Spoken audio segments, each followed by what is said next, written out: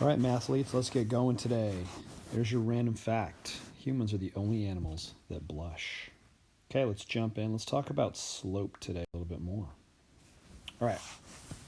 Counting to find steepness of a line. So yesterday, we were looking at lines and we were talking about how we can discuss them and use the word steepness to kind of assign a value. So if we look at this first guy here, I'm going to see that he's crossing at these points on the X and Y axis.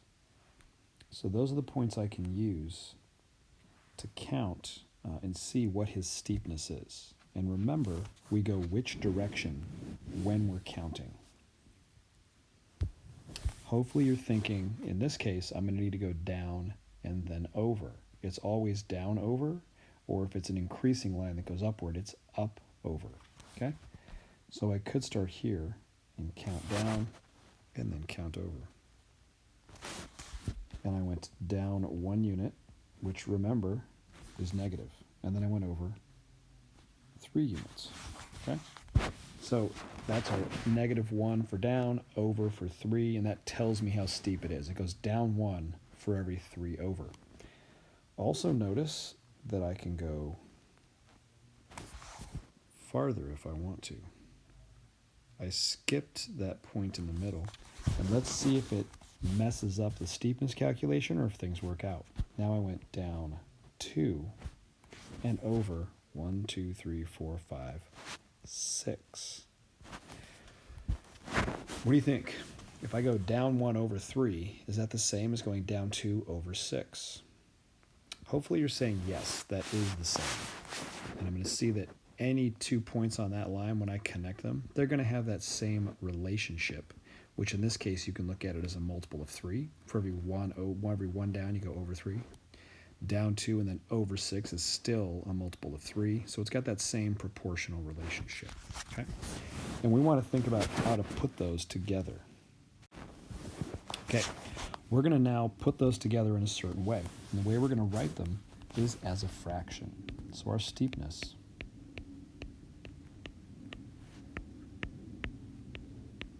can be written as a fraction. In fact, that's exactly how we will write it from here on out every day. So steepness is really going to be written as a fraction, and that's simply giving us a number that we can describe lines with. Okay?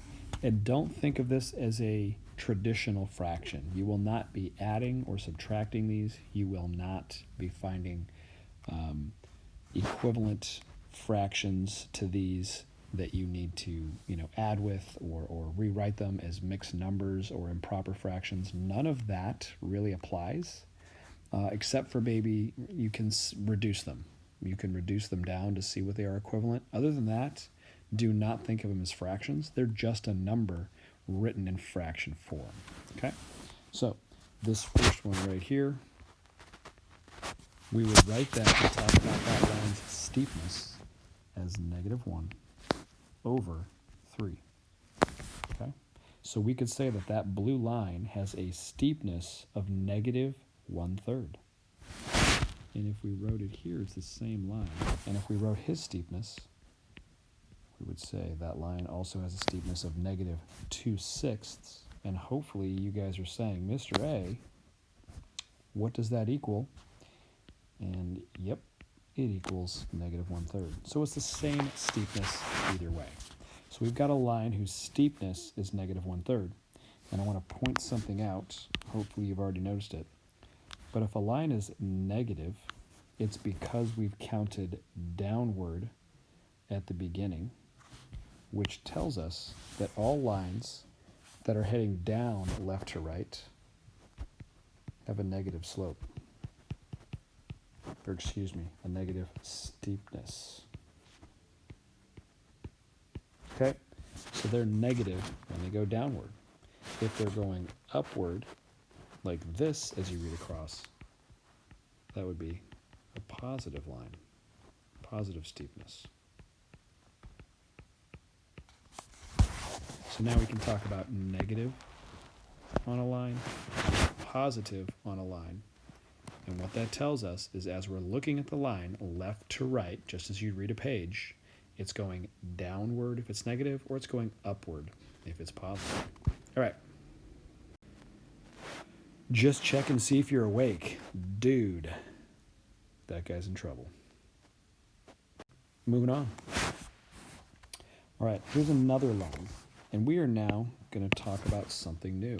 Probably not new to a lot of you, but just in case you've struggled with this in the past or you don't remember, we'll take it as if it was new to you, and we'll start from the beginning. Steepness is really just another name for slope. So now that we've introduced the word slope, we're going to talk about things in terms of slope. So if we say steepness of a line, it's exactly the same as saying slope of a line. The slope is just the math term for how steep a line is. So if we're in class and I say, what's the slope of the line? I'm just asking you, how steep is that line? Give me the numbers that count the steepness of that line. How much up and then over, or how much down and then over, and that's your slope. So let's look at this example right here. And again, we're going to pick anywhere where it's crossing grid lines. So I'm just looking across this graph, and I'm dotting out some of the grid lines, and I'm always going to start up and then over, or down then over. This is a positive slope, so I'm going to count up, then I'm going to count over. And how far did I go? I went 1, 2, 3, 4. So that line goes up 4. I went over 1, so there's my 1. And so I can now talk about the steepness of that line, writing it as a fraction, and it's 4 over 1. And because it's upward, it's positive. Okay, so that is a positive slope because that line is going upward. Now, notice the 4 is counting up, down. So that's counting the y values on the y-axis. So notice that the y value goes on the top for our steepness. Whereas when we count left to right, that's counting numbers on the x-axis. That's going back and forth on the x-axis, and that number goes on the bottom. So it turns out that slope is really y over x. Again, slope is just steepness, and the steepness of a line is just the y value, how much you count up or down, over the x value, how much you count left to right. Now, I'm going to point this out right at the beginning for you guys. This is something kids trip up on a lot when they're first learning, so it's very much worth your time to study and memorize that right now. The y goes on top when you're writing a slope. Always, always, always. This can be confusing for kids because when we write points, an ordered pair or a point that you graph on a line is always x and then y. So for instance, if we looked at that point right now on the graph, the x value is 1,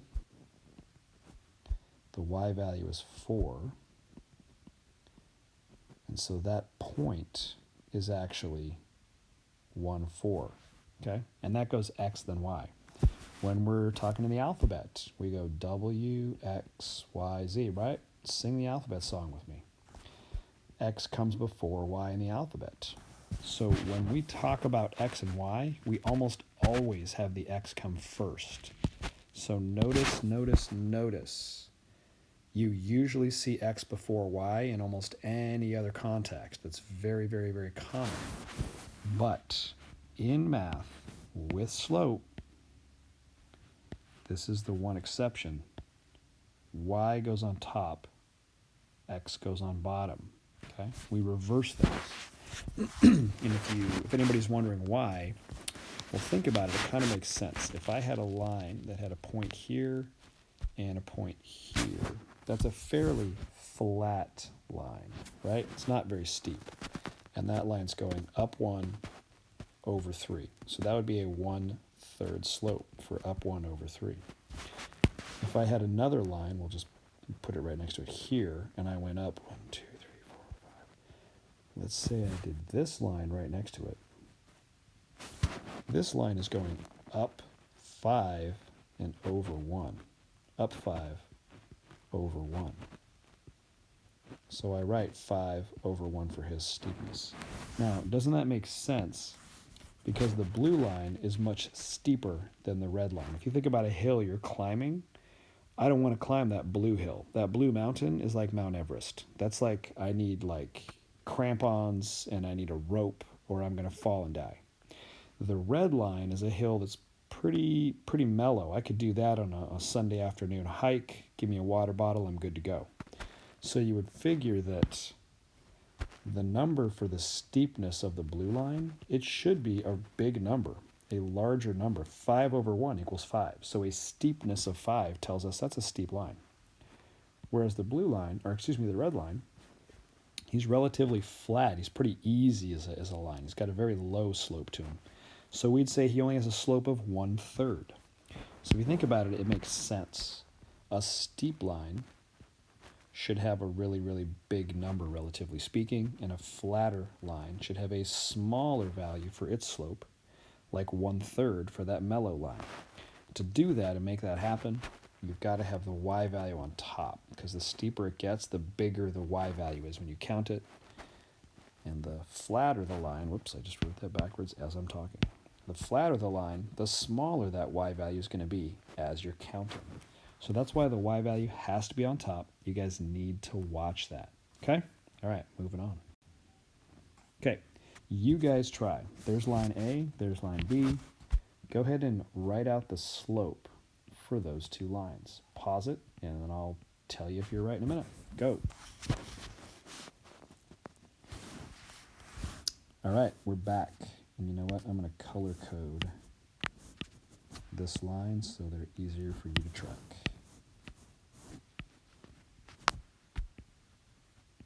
Okay, line A. I'm just going to find some points where it crosses X and Y. Those are the places I want to count to and from, not anywhere else. So any of those guys works. I'll start down here.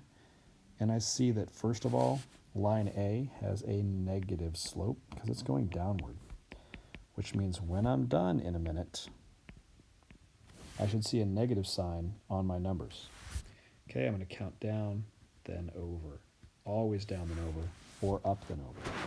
And I go down 1, 2. And by the way, little sub note here. Let me see if I can do this. If I expand in here for one quick second, you count distance as you move. That is 1 unit.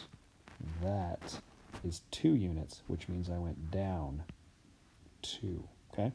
Sometimes kids can get a little confused and they can think I'm starting here and they go 1, 2, 3, and they think that's a distance of 3 units. It's not, because right here we're starting our line. We're starting to count from that point on our line. We haven't gone anywhere. That's not 1, that's 0. So this is like 0 distance. And then I move 1 unit of distance. And then I move 2 units of distance.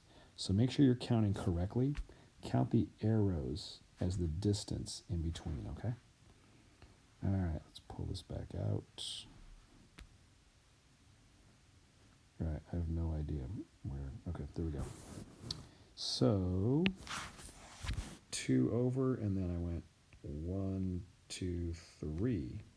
So 2 down, 3 over. Notice it's a negative when I went down. So my slope is negative 2 over 3. There you go. So that's a slope or a steepness of negative 2/3. And the negative tells us right off the bat it's going downward. 2 over 3 tells us it's going down 2 for 3 over, so it's not really steep. It's going more over for each unit of change with the slope than it is down. So it's not really steep. And by the way, I also have a question. Sometimes kids wonder about the negative. Remember, we've talked about it before. It doesn't matter where you put a negative on a fraction. It's all the same fraction. Put the negative on the top, put the negative in the middle, put the negative on the bottom. They're all the same. But whenever we deal with slope, stick with this. Stick with the negative on top, because that's the easiest way to deal with it. That tells us I'm going down and then over when I count. Even if you were given a fraction like this guy as a slope, I would immediately in my head rewrite it and think of it this way so that I know the 2 tells me I go down when I count the slope, and then the 3 is always over to the right. Okay, let's look at slope B. I'm just going to pick some points here, here. Boy, I got to go a long way in between the values on this one. I'm going to go up, and then I'm going to go over. I went up 1. I went over 1, 2, 3, 4, 5. Since I went up, that is a positive slope. Okay, it's going upwards, so we know this line has a positive slope as we look across it left to right. And my slope is 1 and 5 with the y value on top, 1 over 5. There you go. It's literally as simple as that. Please make sure you guys are watching when you count. It always amazes me how many kids just miscount on this stuff. All right, move it on. Let's look. We get a slope of -2/3. That's exactly line A right here. But there's a shortcut. Okay, let's talk about slope inside of our linear functions. We know that we can say f of x, which is exactly the same as y. So those are both saying the same thing. And then we know that there's always an x value on this side. That's the equation where the calculation has to happen. And our slope ends up going right here.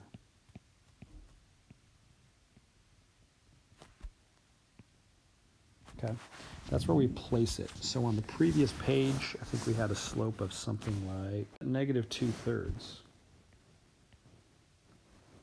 can be placed right here. And then our equation would be graphed by counting that -2/3. And it will give us the line we create. Now we can do the xy, but to be honest, it's just going to be more work. You can absolutely do that. We could plug in a 1 for the x, and then multiply 1 times -2/3 and get -2/3. And we can plot these as a point on the graph, and we can do 2 and do 3 and plot those as points. They're going to get, and we're going to look at the shortcut way to do that so we don't have to do a lot of this multiplying with fractions and plotting of points.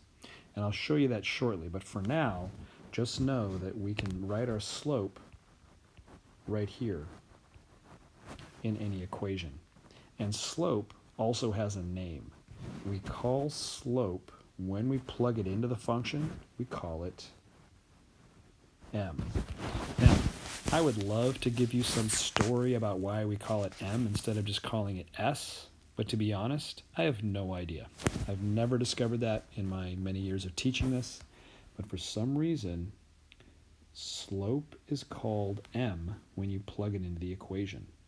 So when we talk about slopes of lines and plugging them into equations, the spot is m. We'll see this. F of x equals m x. And all that means is right here is where you plug in the slope of any linear equation, any straight line, its slope goes there. And then we've got f of x, which we know is just the y value when you graph, and then the x value is the input when you graph. And so you'll get a straight line that has the slope of m. Whatever that steepness is, that's the line that's going to be graphed. Let's try that. Okay, lines from slope. Let's go ahead and graph these two right now.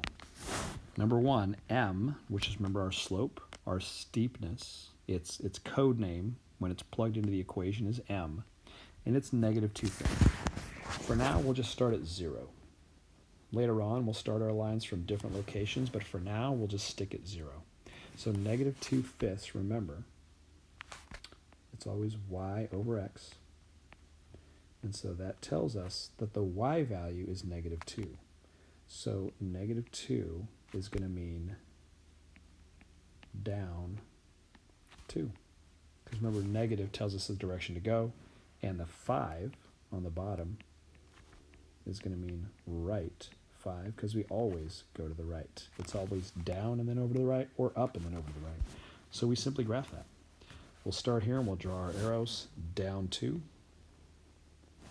over 5, 1, 2, 3, 4, 5, and that's my second point. Connect those guys, and there's my line. And that line goes forever in both directions. So I could continue and do another set of down 2, over 5, except I run off of the graph and I can't finish and see the next point. But those two would meet out at that point. And we can also back up and go the other direction. If it's down 2 and then over 5 to the right, we can back up and say, okay, there's my 5 right. There's my down 2. If I draw them in reverse, I can even back up and do more points that are on the back side of the line. And just continue that line, always with a down 2 and an over 5, down 2, over 5. And that would just continue forever. Okay, so there's my slope. I've created the line that had that slope. Let's do number 2. Now I'm just putting it into its linear function format, just getting you guys used to seeing it that way. Remember, f of x, exactly the same as y, and whatever is right next to x, whatever's right here, that's my slope. That's the position of slope, right next to x. So in this case, 4 over 1 is my slope. So that tells me 4 over 1, remember, is y over x, which means I'm going to go up 4, and the 1 value for x is going right 1. And so 4 over 1 tells me how to graph that line. And again, I'm going to start at 0, just because that's where we're starting right now. And I'm going to go up 4, 1, 2, 3, 4, and over 1. And again, I could do that repeatedly. 1, 2, I just run off the graph. I could guess 3, 4, about to there, over 1, about to there. And if I did a good job, my line should be nice and straight. It should connect my dots. And that was pretty good. I did a pretty good job there. And again, we can go back the other direction. I can think, well, if I was going up 1 or up 4 over 1, I could just backtrack. There's my up 4. There's my over 1. And there's my point. Except I did those wrong. I should be going, I'm going to redraw those. They're correct, but I'm going to redraw them because I want them to look right for you guys. It should be the over 1, and then there's the up 4. Now it matches the other ones I drew. And there you go. My line continues the other direction. It would go forever both ways. And as we've been saying, that's a positive slope. That's a negative slope. We know that because there was a negative on the first slope. Second slope was a positive fraction number. All right. You guys practice. There's a couple of practice problems for you. Pause me, draw those two out, see if you're right in a minute. Go.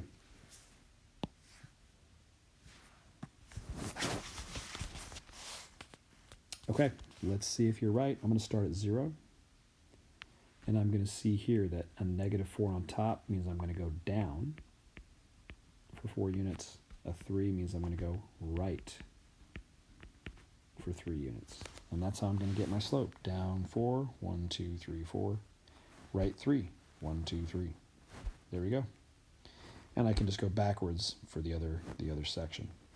So there's my right 3, there's my down 4, and so I can backtrack and put another point up there. I'm still going down 4 over 3 for both of those points, and there's my line. Okay, let's try the other one.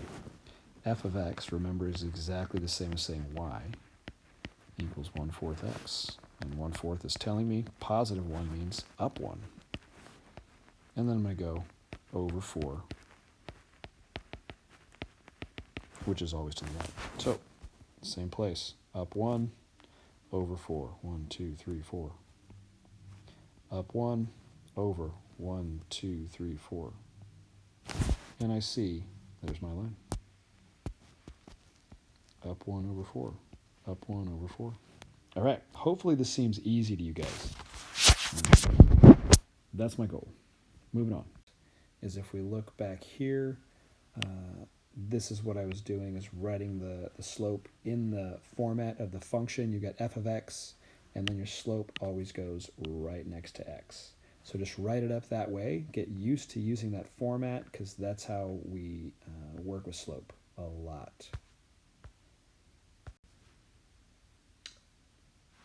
Are you still with me? Are you still awake? Wouldn't want to be that guy right now. Okay. Solutions to a given function, just tacking this on because it's something you might see or hear about at times. Whenever a solution is talked about, they're just saying something that makes the equation true. We've got an x value, we've got f of x, which means y. So when we talk about a solution, we're just asking, they'll give you a point, negative 4, 15. Remember, points are always x, then y. They're just asking us, if I plug in for x, it's basically just like a t-chart. It's like if I listed a little mini t-chart, if we plugged in negative 4 for the x, does the y equal 15? That's what they're asking, and that's it. If we plug in negative 4, do we get 15 out? So we can literally just plug, oops, wrong side. We can literally just plug in the negative 4 here for the x. Negative 4 times negative 3 makes 12. Don't forget, bad guys and bad guys, positive 12. Plus 4 makes 16, not 15. So is it a solution? No. If you plug in negative 4, you do not get 15, so that is not a solution. Meaning, is it on the line? That's another way to say it. This point would be on the line, negative 4, 16 if we graphed it, but negative 4, 15 would not be a point on the line, so no, it's not a solution. Okay, what type of function is this? Going back, remember we talked yesterday? If I were to erase all this junk that's over the top of it, so you could see it again, can you tell me what type of function that is, which family it comes from?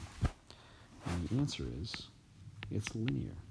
And the way we know that is because nothing is being done to the x, it is just multiplying with a coefficient. And if the x is just multiplying with the number next to it, that's always going to create a straight line when you graph it.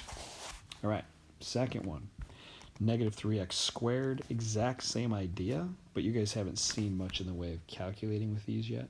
Well, we have in the past, but not in our linear unit. So we do the same thing. Negative 3x squared, we're going to plug something in, and then we have to square it to begin with. So they give us negative 2, so plug in negative 2 and make your calculation. Negative 2 squared makes 4, okay? That's something some folks are still struggling with. If you're plugging in a variable, and that was a negative number that gets plugged in, you're squaring the negative, okay? So it's 4 times that negative 3 makes negative 12. So if I plug in a negative 2, I get out a negative 12. That's what they were asking. So yes, that is a solution. It's going to be on the graph. Now, is it a line? I don't know. What type of function is this? It's squared. All right, and here's your homework. Number 1 and 2.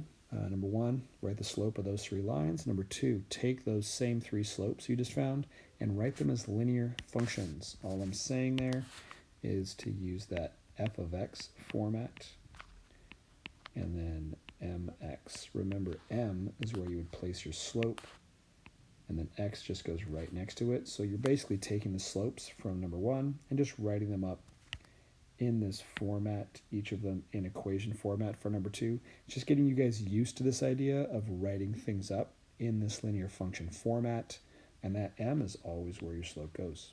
All right, number 3, graph those 3 lines from the given slope. Number 4, tell me if it's a solution. All right, peace out, guys.